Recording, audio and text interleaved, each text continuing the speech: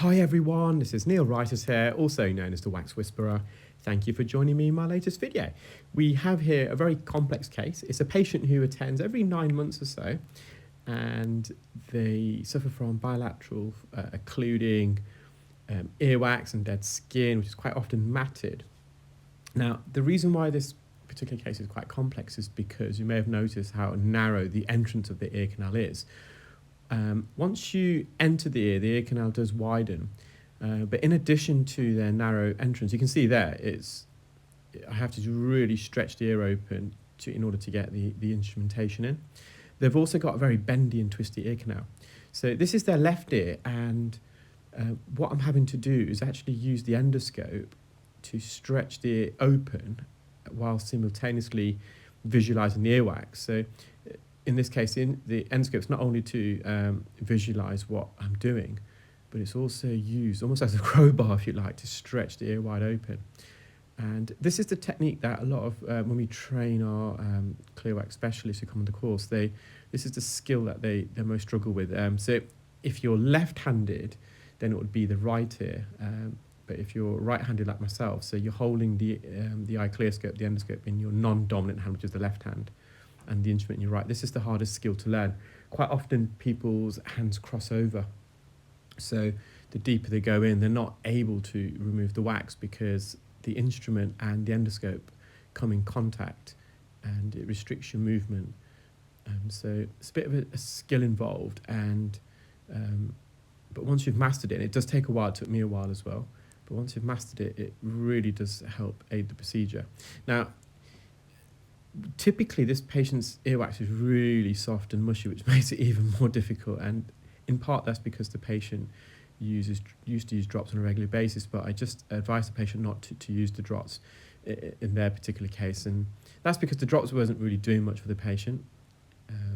It wasn't stopping the wax buildup. Therefore, if it's making it more difficult for me to remove, I advise them to stop. I want the wax a bit firmer. Now the right side, which is the more difficult one, you'll see that in a moment, that was a bit mushy in the midsection, but we managed. And when the earwax is quite mushy, I sometimes instill some medical grade olive oil spray, and what that does, it just tries to bind the wax together. Always, again, if you've been watching my channel for a while, you know, sometimes I like to make some food analogies and comparisons. It's almost like an egg in a recipe where it binds all the ingredients together. So the olive oil has that same effect. You can see I'm trying to really pull this wax through. I've retrieved the wax from deep in the ear, and because the entrance is so narrow, and that's partly because they do suffer from a bit of otitis externa, which is an umbrella term given for an infection or inflammation of the ear canal and the outer membrane of the eardrum, and also the cartilage on the outside of our ears, so the satellite dish, we call that the pinna. So all that together forms the outer ear. So just going in, see how bendy the ear canal is. See the eardrum there. Now, just playing around there with some autofocus, it's more for the wax scope, but with the endoscope, it's so much in focus already, and that's because the endoscope enters the ear, hence the name endo, so you don't really need any adjustment on focus. You just simply go deeper into the ear to get the focus. Now, with all of the visualization methods, so whether it's an ENT operating microscope or head-worn microscopes or head loops or the wax scope, focus is a bit more challenging because the lens itself is external, so it's not inside the ear, so you can almost call it an exoscope. And so if you're using an ENT operating microscope, you have to move the as you go deeper into the ear, you're having to adjust the microscope closer to the ear to get focus. Similarly with head-worn microphones or head loops, you have to put your physically move your head forwards the deeper you're going to get the focus. With the wax scope, it's slightly different. You can use it in two ways. You can either just go further in with the speculum to get focus as the wax is deeper, or you can just position the speculum in one position, and you can actually adjust the focus either manually, so with a slider on the app, but we're just working on this autofocus where you can double tap the screen, and it's not going to work 100% of the time, because obviously the ear canal is so small. To give you some perspective, the size of the ear canal, the height is between, on average, 0.7 and 0.9 of a millimetre, and the width is around 0.5 to 0.7 thereabouts. So it's because it's such a small space, and although of course we're enlarging the view on the camera on the smartphone device, it's very difficult to separate some points. So in other words, the camera that we use, which is the iPhone camera, it finds it difficult to differentiate between closely positioned objects to focus, but it's very promising. I've been trialing it today with the wax scope, and it is working pretty well, I think. But yeah, you still need to have the manual option. So the right side, similarly, entrance, you can see it's more or less shut, so we're having to stretch it open. So the endoscope goes in. We then, fortunately, the outer third of the ear canal is made of cartilage, so it's flexible, malleable. So I'm using the left-hand side of the endoscope to stretch the ear to the left, which then opens up the ear canal. And then you almost have to freeze your hand. So my non-dominant hand, the hand that I'm holding the endoscope in, you have to lock that in position. And then momentarily, you have to look inside the ear with your naked eye. So you're not looking on the camera anymore. So you can safely insert the instrument. And as soon as the instrument goes into the ear, you revert back to the monitor. So that way, you're completely safe in the knowledge that when the instrument's entering the ear, it's not going to bump into the side of the ear canal.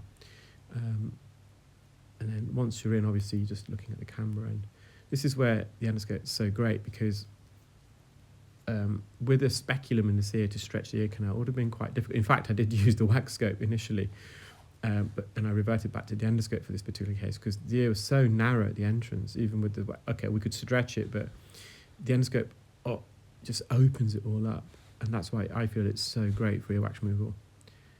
So we're getting there, as you can see. Now, this is the section of the wax where I made reference to earlier. It's a bit more, it's not as firm, it's a bit more like butter.